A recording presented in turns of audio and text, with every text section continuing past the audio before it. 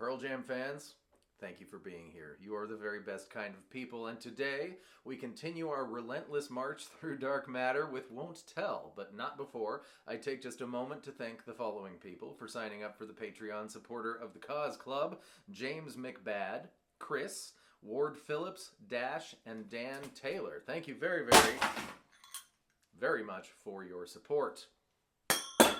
And if you would like to find out what that's all about, the link will be in the description. We need to have a serious discussion.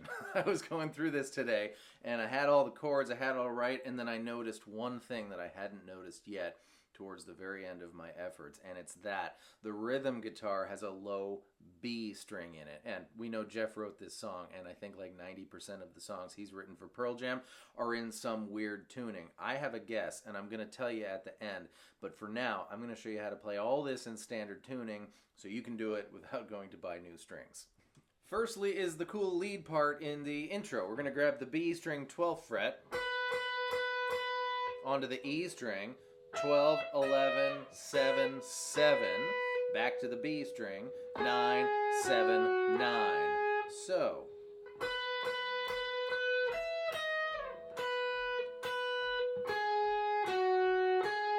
and the second half starts the same, but then it goes 7, 9, 11, 12, and lands on B9. That's the lead part in the intro. While that's going on, very strange tuning guitar is playing G sharp minor, which we are going to play like this. E string, 4, 6, 6, down to E, up to B, for 2 measures. You can play B like this, starting on the A string 2, and then on the D, G, B strings with your ring or pinky finger, or you can play B like that as the major version. 7, 9, 9, 8, so much. That's the intro rhythm guitar, which we're doing in standard tuning. On to the verse. G sharp minor, twice, down to E, twice, G sharp minor, second line, then E, C sharp minor. There's a third line in the first verse anyways, and it's the same as the one I just showed you. G sharp minor, E, C sharp minor, and that brings us into the chorus. By the way, C sharp minor, if you don't know, is like B minor, but 2 frets higher. Chorus, B, C sharp minor, A, followed by B, C sharp minor, E. Alternating between the A1 and the E1 is the chorus. In the bridge, I think very strange tuning guitar is doing the octaves and standard tuning guitar is doing the chords. Nevertheless, I'm going to show you the octave chords. It's going to be the A string 11th fret and the G string 13th fret. This shape is going to stay the same. It's just going to move around, so I will call out the A string fret and the G string fret will just follow along. So, 11, 9, 7, 6, then 11, 9, 4. Then you do the first half again. 11, 9, 7, 6, then E, and F sharp major. Again.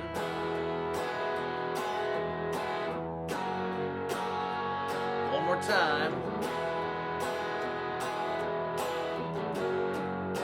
And then you're into the outro solo section, which is the same as the chorus. And that is the octave part, and then everybody does that E, F sharp major thing at the end. Here comes the chords. So it's E, B, C sharp minor, B, followed by E, B, F sharp major. Then you do the first half again. E, B, C sharp minor, B, and then the E, F sharp business 3 times. And those are the chords, but I think there's a more fun way to play them if you want.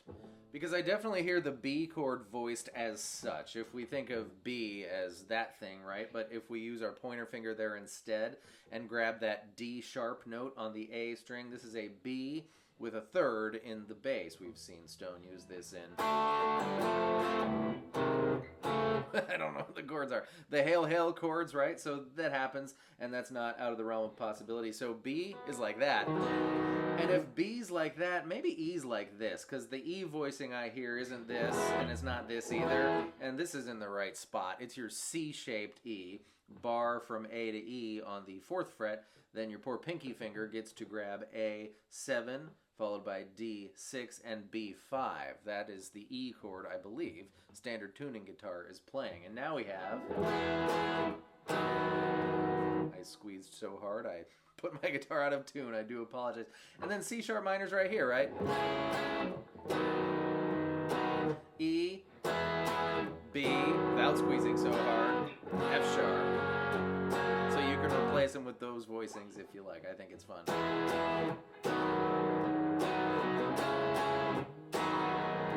And the E,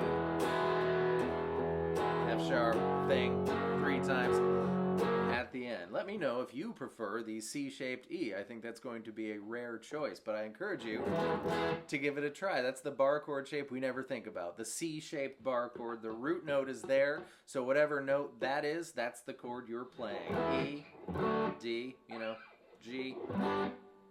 That's the chord you're playing.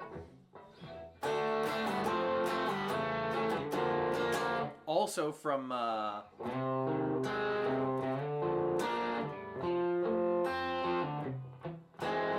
So, we know they are very familiar with those A-shaped, chords with the major third in the bass.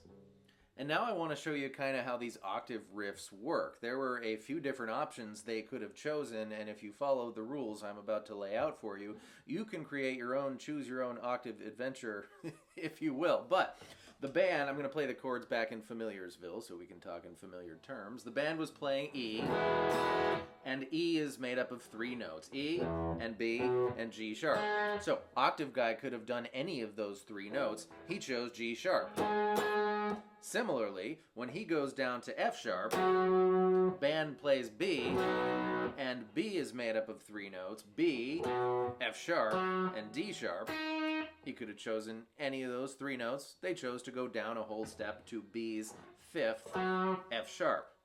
Then, band goes to C sharp minor, which features an E right there when Octave Guy plays E. And then down to D sharp, which is of course B's major third from our B with a D sharp in the bass, or down here, it's right there. So you can lily pad hop your way through any piece of the chord you like, and in that way you can have something that goes down the whole time, or you can have something that goes up and then back down and then back up, or however you want to do it as the Octave Guy. That's how that works. And we've got these pretty lead things that I want to address. If you grab the E string 11th fret, and it's going to alternate between 11 and 14, and then 11 and 12. And it's totally cool because this section is very B-centric. It starts on the B chord. That's the chorus section, right? It's cool if you let the B string ring out. I think that might be happening, or maybe it's an overdub, harmony guitar. Either way, you can do it.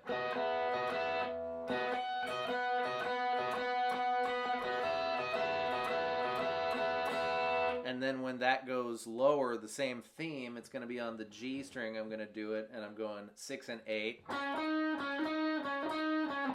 Down to 4. And then the second half is 8 and 9. Down to 6. And that's that.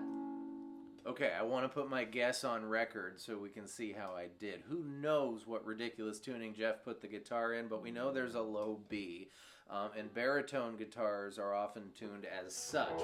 B, got my special big fat strings on here, followed by E, then A, D, F sharp, and B. And the first time that it stuck out at me was in the octave section. What I hear was...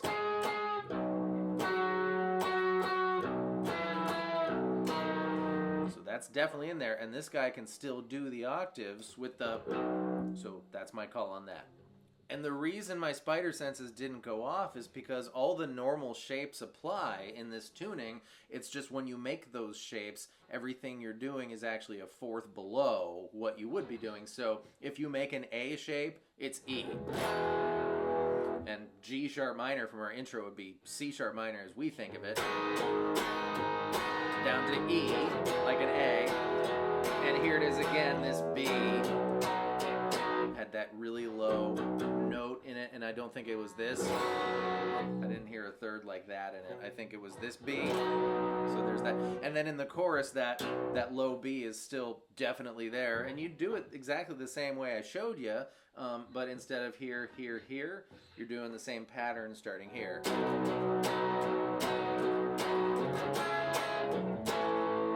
For the chorus, including that low B string on the B chord. That's my official guess for now. It's been fun, but we're done. That was a long one, so you do get rewarded with the rubber chicken of you made it to the end of the video. Thank you so much for joining me. I hope that was fun and helpful, and I will see you next time with more stuff. Goodbye.